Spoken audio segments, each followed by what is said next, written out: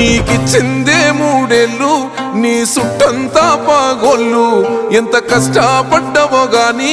తూడ్చావేమో కొన్నిళ్ళు కొమురెల్లి మల్లన్న తీరే నీ కోపము కొట్లాడినవే అసెంబ్లీలో మా కోసము